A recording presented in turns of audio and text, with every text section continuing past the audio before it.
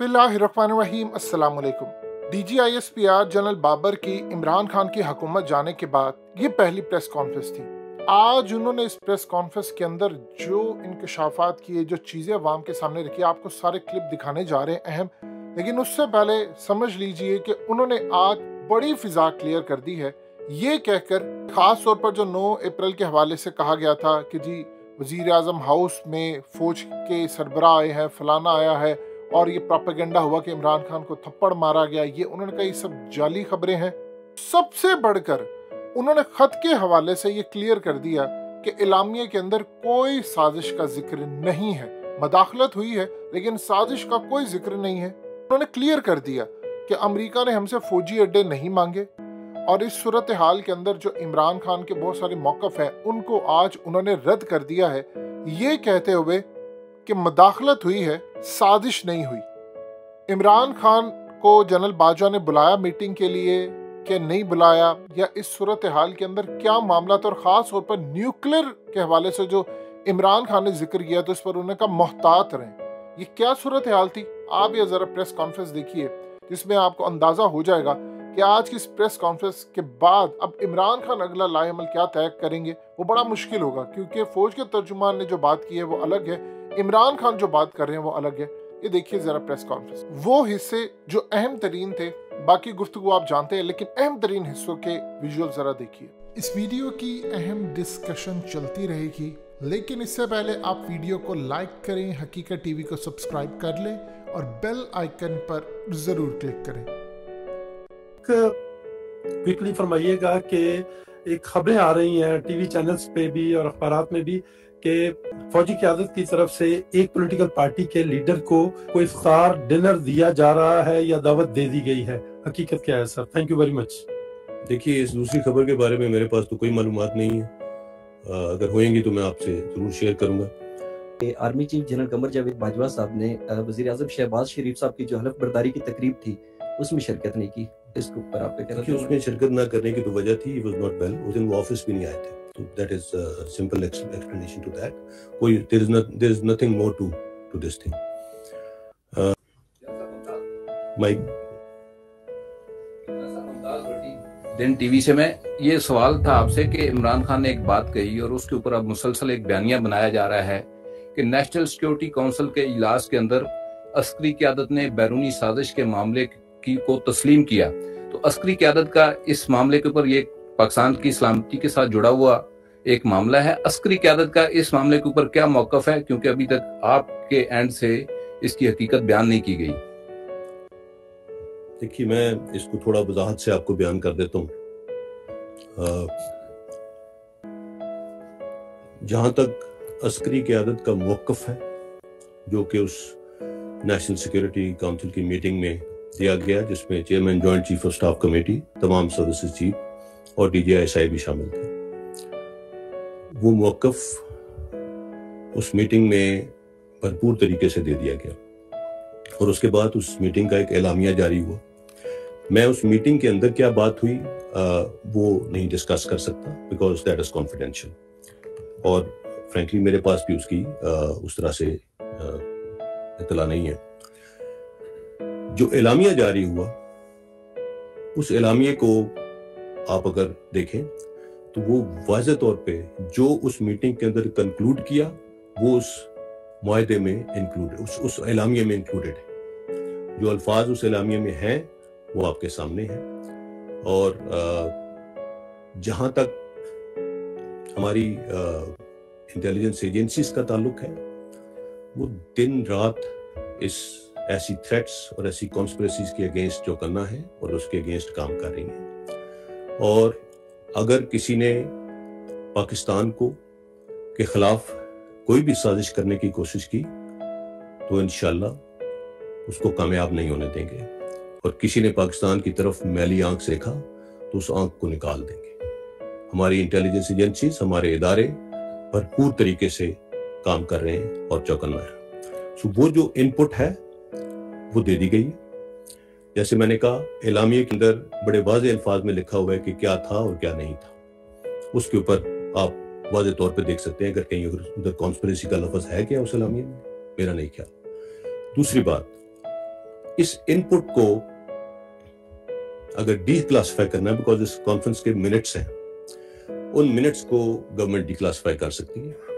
اور ابھی ایک روز پہلے غالباً پرائم منسٹر صاحب نے یہ بھی کہا ہے کہ وہ پارلیمنٹری سیکیورٹی کمیٹی کی میٹنگ بلائیں گے, اور اس میں اگر اس میں بلائی جاتی ہے وہ میٹنگ, مسلح افواج کے سربراہان اس میں بھی جا کے وہی ان پٹ اب بھی دے دیں گے, کیونکہ جب وہ ان پٹ دی گئی اور اس سے اب تک کوئی تبدیلی نہیں ہے, وہی بات ہے.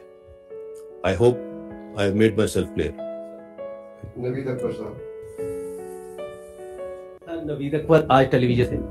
سر ایک بات بڑی چلی عمران خان صاحب کی طرف سے, اور بار بار کہا گیا کہ کوئی مطالبات رکھے گئے تھے اسٹیبلشمنٹ کی طرف سے. آیا اسٹیبلشمنٹ نے کوئی مطالبہ رکھے تھے, اور اگر کوئی رکھے تھے تو کیا مطالبات تھے, کہ اگر عمران خان کے سامنے کوئی مطالبہ رکھے حکومت کے حوالے سے اور دوسرے کہ جو بھی پولیٹیکل صورتحال تھی اس حوالے سے؟ سر مطالبات یہ آپشن کوئی وہ کہہ رہے تھے کہ اچھا 3 آپشن. دیکھیے وہ آپشنز اسٹیبلشمنٹ کی طرف سے نہیں رکھی گئی تھی. پرائم منسٹر آفس کی طرف سے چیف آف آرمی اسٹاف کو اپروچ کیا گیا تھا کہ جب یہ ڈیڈ لاک برقرار تھا کہ اس میں کوئی بیچ بچاؤ کی بات کریں. اٹ از ویری انفارچونیٹ کہ ہماری سیاسی جماعتوں کی قیادت آپس میں بات کرنے پہ یا اس کے اوپر تیار نہ تھی اس وقت. سو آرمی چیف اور D G I S I بھی اس میں گئے پی ایم آفس, وہاں پہ ان کے ساتھ جو ان کے مختلف اور رفقا تھے ان کے ساتھ بیٹھ کے وہیں پہ یہ 3 سینیریوز ڈسکس ہوئے کہ کیا کیا ہو سکتا ہے. اور ان 3 سینیریوز میں ایک سینیریو جو تھا کہ جی no confidence motion goes as it is, دوسرا تھا کہ پرائم منسٹر صاحب ریزائن کر دیں, اور تیسرا تھا کہ اپوزیشن نو کانفیڈنس موشن واپس لے لے اور پرائم منسٹر صاحب اسمبلیاں ڈیزالو کر کے فریش الیکشنز کی طرف چلے جائیں. یہ تیسری آپشن جو تھی اس وقت وزیر اعظم صاحب نے کہا کہ جی یہ دس از ایکسیپٹیبل, یہ آپ ہمارے بہاف پہ ان سے بات کریں. سو چیف آف آرمی اسٹاف نے پھر اس وقت جو اپوزیشن تھی پی ڈی ایم ان کے پاس لے کے گئے, ان کے سامنے یہ گزارش رکھی, اور اس کے اوپر سراسل بحث کے بعد انہوں نے کہا کہ جی ہم اس طرح کا کوئی قدم اب نہیں کریں گے, we will go as we want as we have planned, and that is it. کوئی آپشن اسٹیبلشمنٹ کی طرف سے نہ دیا گیا نہ سامنے رکھا گیا. ٹھیک ہے جی. بشارت عباسی صاحب.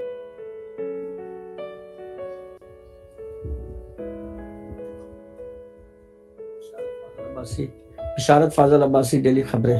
جی جناب, گزشتہ دن جنرل صاحب عمران خان نے جو پشاور میں جلسے میں خطاب کیا, اور خطاب کے دوران انہوں نے کہا کہ جو ہمارے نیوکلیئر ایسڈ ہیں وہ ہم چوروں کے ہمیں دے دیے گئے.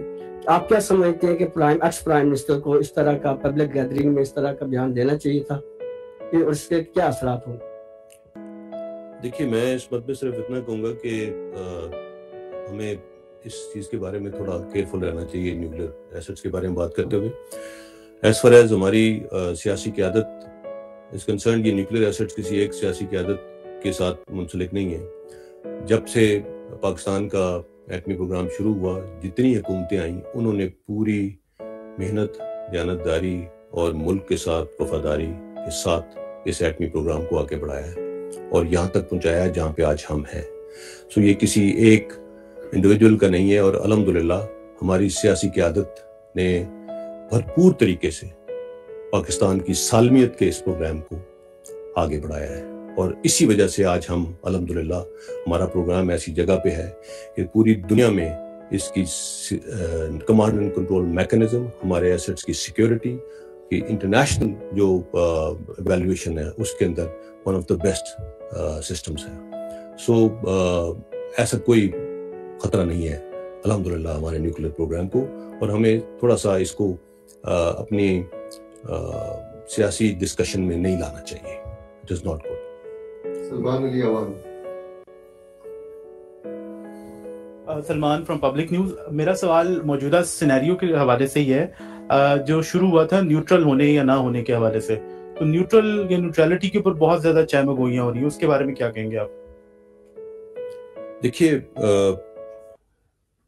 نیوٹرل شاید لفظ صحیح ڈسکرائب نہیں کرتا فوج کا جو سٹانس ہے یا اداروں کا سٹانس.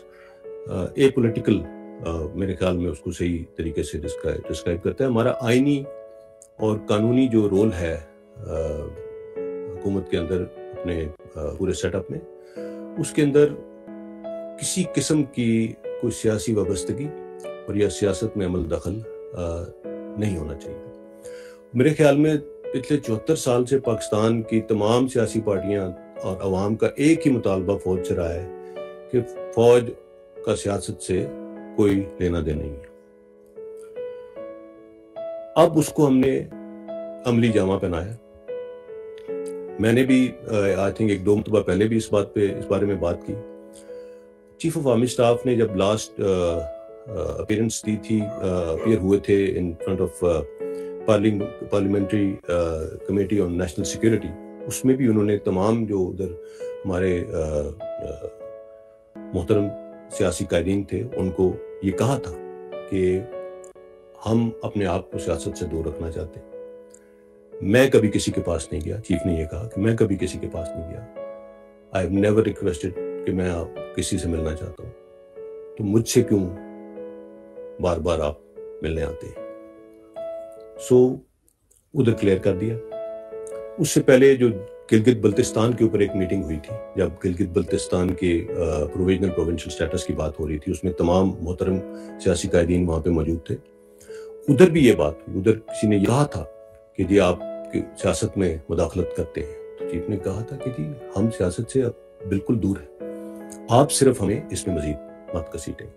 سو یہ نیوٹرل یا ایسی کوئی چیز نہیں ہے. ہمارا کوئی لینا دینا نہیں ہے سیاست سے. اور اب ہم نے اس کو واضح طور پہ آپ دیکھ لیجئے، آپ پچھلے 2 سالوں کے کوئی ضمنی انتخاب جس میں کسی نے یہ الزام لگایا ہو کہ جی فوج کی طرف سے کوئی مداخلت کی گئی، بلدیاتی انتخابات کسی نے کوئی الزام لگایا ہو کہ فوج کی طرف سے کوئی مداخلت کی گئی، کسی قسم کا ہم نے اس کے اندر جو پہلے لوگ باتیں کرتے تھے کہ کالز آتی ہیں تو فون ہوتے ہیں، آج کوئی کہہ رہا ہے اگر